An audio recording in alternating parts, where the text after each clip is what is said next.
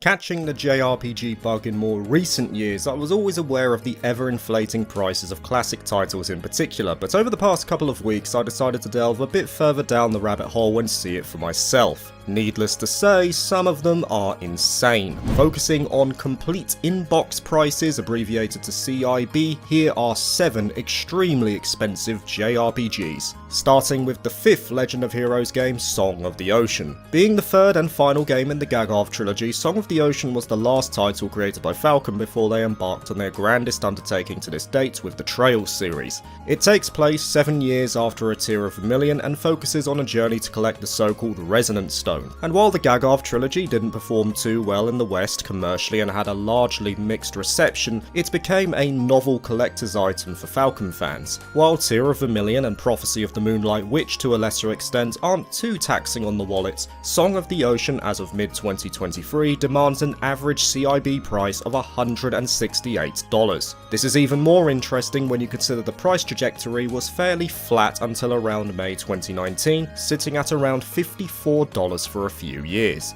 Since that point, it has mostly always gone up. Now, this surge could have been due to the announcement of Cold Steel 3's localization back in January 2019. NIS America were generally praised for the marketing they gave the title at the time, something that Xseed weren't as adept at. The various campaigns allowed Cold Steel 3 to spread to a wider audience, and this naturally led to new fans finding Xseed's offerings in the Sky Trilogy and Cold Steel 1 and 2. Those who it resonated with would find themselves hooked, and it's possible that this spurred demand for the Gagarv title since they shared the Legend of Heroes name. Next up is the DS version of Dragon Quest V: Hand of the Heavenly Bride.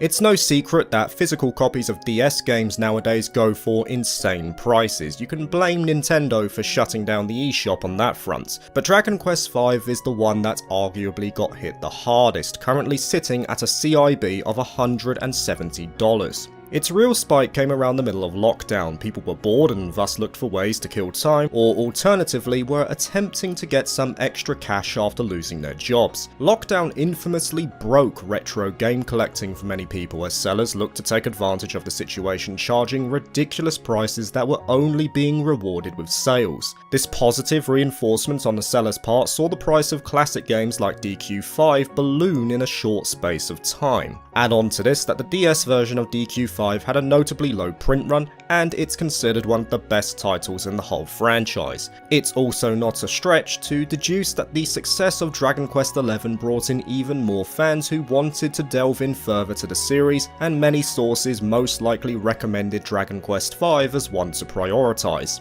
A final nail in its coffin is that Square refused to move it to modern platforms, with the most recent port of its enhanced re-release being on mobile. We move on to Etrian Odyssey now with Etrian Odyssey 3: The Drowned City. You'll notice some recurring themes in this list, mainly that the games here were on a low print run when they first released, the series saw popularity rise at a certain point, and as new fans came in they would seek out the older titles, causing demand to rise. The same definitely holds true for Etrian Odyssey 3, which stands at a CIB of $200 as of June 2023. However, what is important to note here is that Etrian Odyssey 3 is now available digitally through the recently released Origin collection for Switch and PC, and it looks like this has indeed lowered the price, at least in the short term, for physical copies, as around late 2022 it had spiked to a CIB of $245, and since that point it has only fallen in value, though this was admittedly a couple of months before the announcement took place. Whether that pattern continues will be anyone's guess, but there's no denying that its niche yet growing fan base, coupled with an initial low supply, has caused it to balloon in value.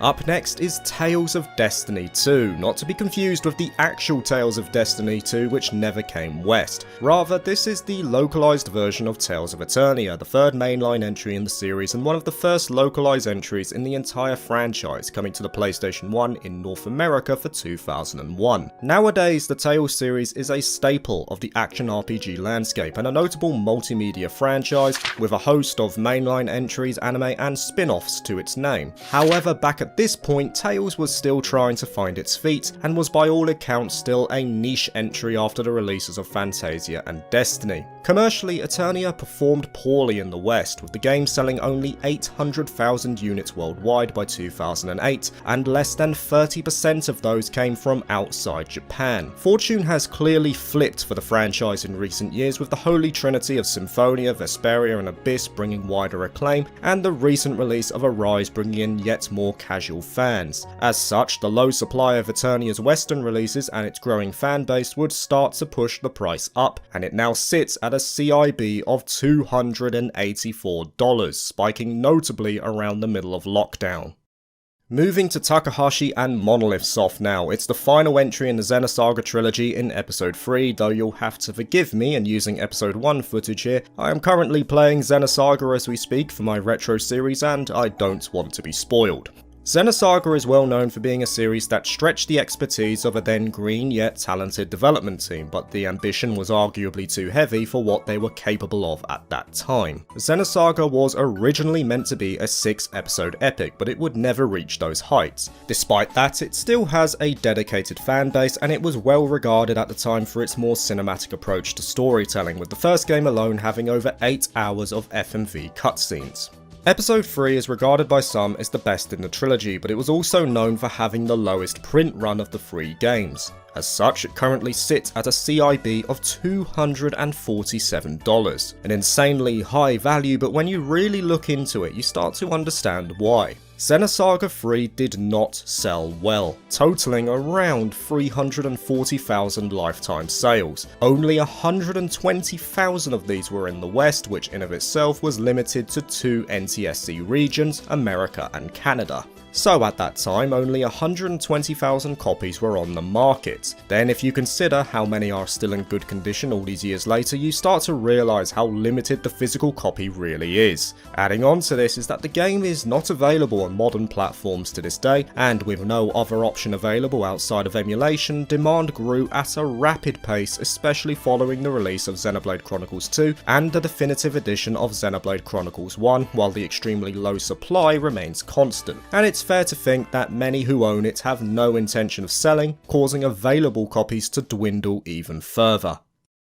Fire Emblem is up next with Path of Radiance. Releasing in 2005 as the only Fire Emblem game for the GameCube, Path of Radiance follows the journey of the ever-recognisable Ike over the continent of Tellius. Path of Radiance once again was a victim of the perfect storm. Following its release, despite being the 9th entry, the Fire Emblem franchise was always considered niche by Nintendo themselves, who thus limited the production of Western copies. By 2005, the only real exposure many had had to the Fire Emblem franchise was through Super Smash Bros. Melee, which introduced both Marth and Roy to the roster. And despite Marth in particular being a top tier pick, not many made the connection between character and franchise.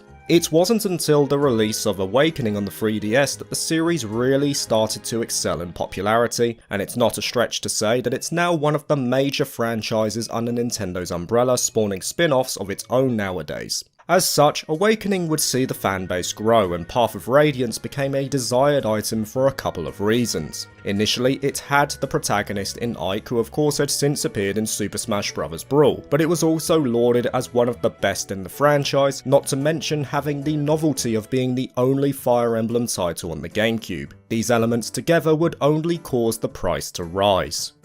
We end this video with the 1996 release of Revelations Persona. This was the first game released for the Persona subseries and was itself a spin-off of the Megami Tensei franchise. Revelations came at a time when JRPGs were seeing a renaissance in many ways, coming before the releases of both Final Fantasy VII and Wild Arms, which are both considered as definitive titles of the time. While these games were mostly set in a fantasy world though, Revelations Persona had a more relatable feel to it, being set in 1996 Japan, which set it apart from contemporaries. It also utilised proposed a first-person view for dungeon crawling and a host of progression options for personas. It was praised heavily for its story, choosing to use the silent protagonist which had been popular in the likes of Zelda and Pokemon, and it still worked well here despite being a more focused narrative. And while the game performed decently in 1996 critically, it is widely regarded as an underappreciated game come the present day. What's interesting about Revelations is that it was ported to more modern systems like the PSP and even came to PlayStation Classic in 2018, meaning that it's not as inaccessible as others on this list. However, these did nothing to curtail the value of the original game. It sold fairly poorly for the time. While the number isn't exact, sales figures for North American regions fall between 30,000 to 50,000 copies, while in contrast, Japan saw over 400,000 copies sold. This initial low supply is one thing, but then you consider the trajectory of the Persona series years later, especially following the releases of both Persona 4 and Persona 5. It's without question one of the biggest franchises around in the JRPG sphere, recognisable to everyone who is a fan of the genre, and therefore the demand completely outstrips supply.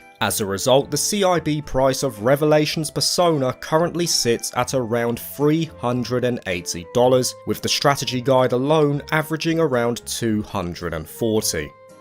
Thank you for watching this video. If you liked it, please like and subscribe for more JRPG content, and consider joining my Patreon if you're interested. Peace.